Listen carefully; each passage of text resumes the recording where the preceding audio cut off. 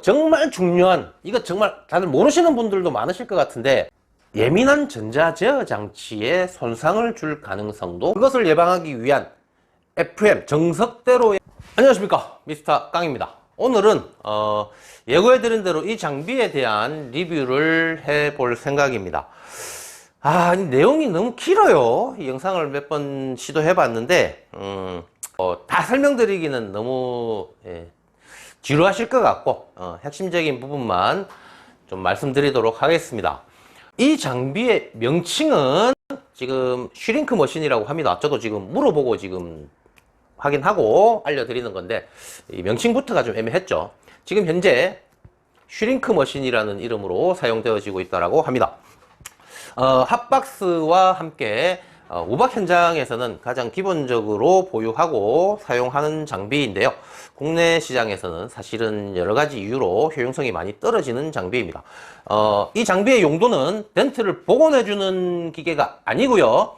늘어난 철판을 수축시켜주고, 또는 늘어난 철판에 힘이 빠져버려서 뻑뻑거리는 상황에서 이 철판 자체가 연해졌을 때 그 연해진 철판의 텐션을 다시 살려주는 용도라고 이해하시는 것이 맞습니다. 핫박스와의 차이는, 핫박스는 수축시켜주는 기능은 거의 경미해요. 그런데 이 텐션을 잡아주는 정도의 역할을 하고, 이 장비는 확실히 수축을 시켜준다라고 봐도 좋을 정도로 수축 능력이 뛰어납니다. 텐션 잡아주는 건 당연히 기본이고요. 사용상의 편의성은 핫박스가 훨씬 편합니다. 그냥 외부에서 이렇게 직접 사용할 수 있는데, 이 장비는 이 부분이 플러스 마이너스가 연결이 돼야 되고, 이 부분이 자체 안으로 들어가서 작업을 해줘야 됩니다. 그래서 장애물이 있어도 사용할 수가 없고, 일단 페인트도 까야 되고, 또 여러 가지 이제 번거로운 과정을 감수해야 되죠. 그럼에도 불구하고 수축 능력이 워낙 뛰어나기 때문에 같이 사용되어지고 있는 현실입니다. 이 제품은 중국산입니다. 원래 미국산도 있고, 지금 근래에는 이제 브라질산이 많이 사용되어지고 있다는데 상대적으로 많이 저렴하죠.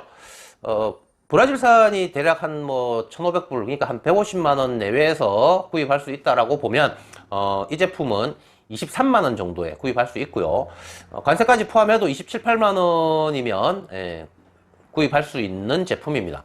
브라질산과의 비교를 해보면, 지금 최근 제품들은 이렇게 긁으면서 사용하는 것에 아주 편리함을 느끼고 있다고 하고요. 이 제품은 초기 모델처럼 한 번씩 이렇게 계속 반복해줘야 되는 그런 아쉬움은 있습니다만, 어쨌든 기본적으로 수축을 시켜주고 텐션을 잡아주는 기능만큼은 제가 테스트 해보니까 저렴하지만 어느 정도 쓸만은 하다라는 것이 개인적인 판단입니다.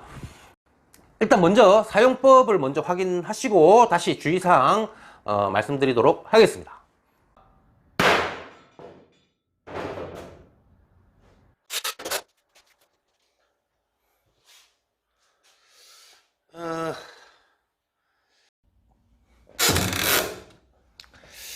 자, 어떻게든 이 상태까지는 만들어야 되는 거고요.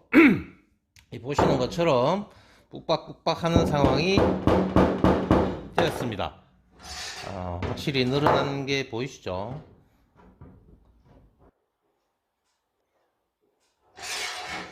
그래서 전체적으로 불룩한 상태가 돼버렸네요.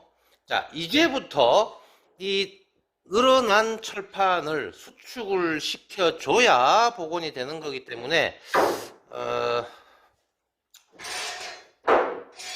실제 장비 사용을 해보겠습니다.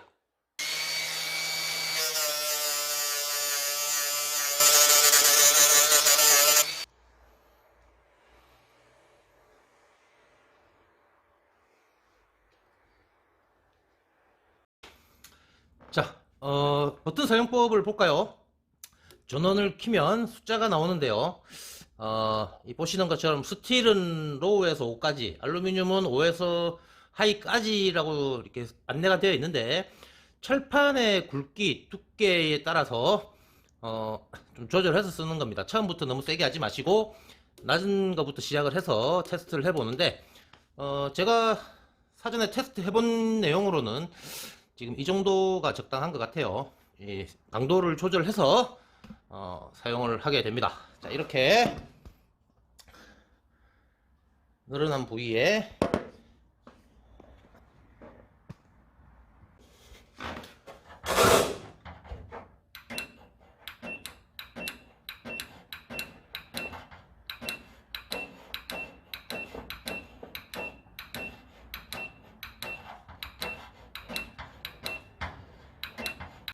불침을 줄 때 위쪽은 어떤 모습을 보이는지 확인해 보시죠.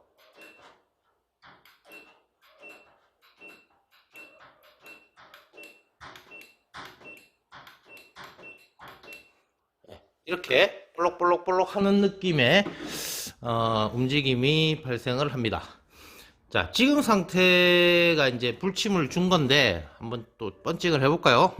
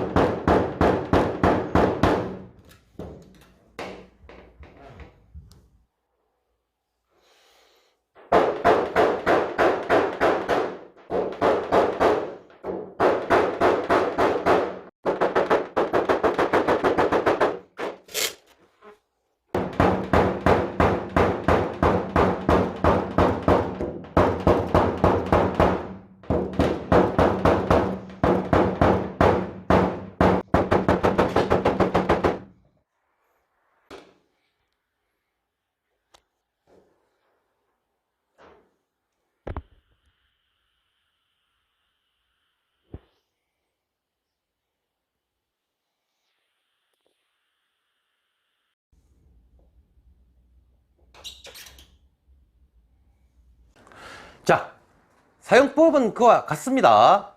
근데 어쨌든 주의해야 될 사항이 있죠.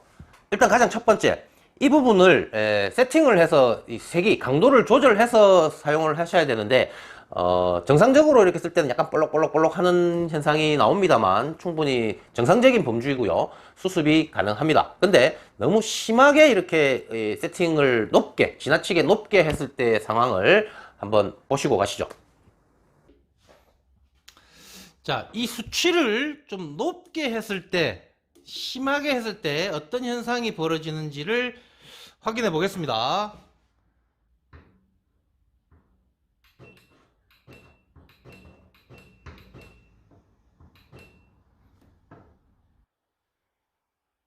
이거 보이시나요? 지금 연기가 살짝 나와요. 볼록볼록도 심하게 나오지만 연기가 나올 정도네요. 지금 이것을 어떻게 보여드려야 되나 보자. 잡았다. 이렇게 크레이트 같은 것들이 클리어층이 생깁니다. 이 강도 조절을 하는 것이 상당히 중요하게 필요한 부분입니다. 자, 보신 것처럼 수습할 수 없는 문제가 발생하게 됩니다. 그래서 적당한 강도를 조절하시는 게 필요하고요. 좀 번거로움은 역시나 또 끝나고 나서 이렇게 다시 노출된 칠판을 부식 방지를 위해서 서페이서 등으로 방청 처리를 다시 해줘야 된다.